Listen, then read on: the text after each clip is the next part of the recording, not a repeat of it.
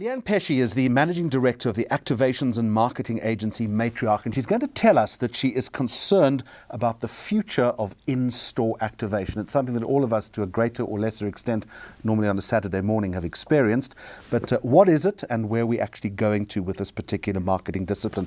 Before we talk about your concerns, and a very warm welcome to you, let's get a handle on what an in-store activation is and why it's become so important in the bigger marketing mix. We've been in the activations industry for over 16 years, and 16 years ago you would have found an older lady behind a wet dimmer tasting table giving you a taste of...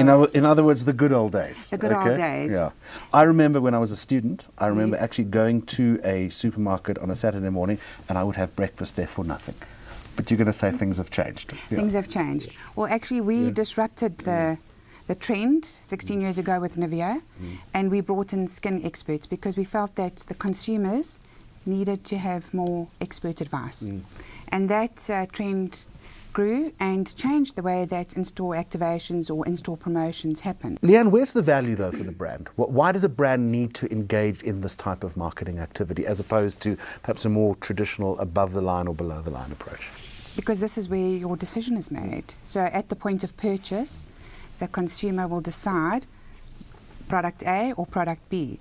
If there's somebody who's educated, trained, well, knowledgeable on the product, they would then be able to help you make an informed decision.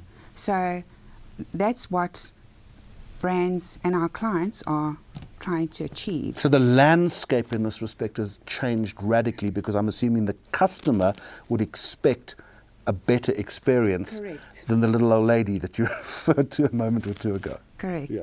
So it is the landscaping, it has changed. What's happened is some key retailers or large retailers have brought the whole function in-house.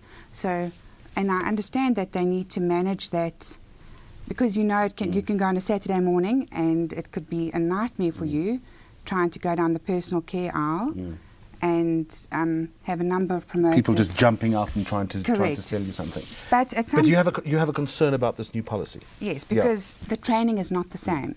So when we put a promoter or brand ambassador in store, the training that they've gone through is rigorous. And they are therefore able to represent the brand a little bit more effectively. Correct. Yeah. So what's happening in the space now is you've got, say, Tash, the promoter, who is representing product A today and product B tomorrow, and not giving it any credibility, not having the same product knowledge. So with no disrespect to the people or the agencies that have been put in charge of this. I suppose, Leanne, the supermarket or the chain would argue optimal efficiency in that term, but what you're turning around and saying is that a person on one day can't sell a washing powder and the next day chocolate, for instance. Correct. So how do you change this dynamic? I think Checkers have got it quite right with Zap-Up. So definitely we're all for change, and we believe that if you want to charge for the space, absolutely. Have a dedicated department or division that manages who goes in when, no problem. But you can't, it's physically impossible for one single agency to manage 400 stores and numerous brands at any one time and expect to give the same standard and same service that Just a final question, Leanne. You talk about the rigorous training that the people go through. In fact, you refer to them as brand ambassadors, which I think is important. What type of training then would they need in order to deliver the optimum service that you're talking about?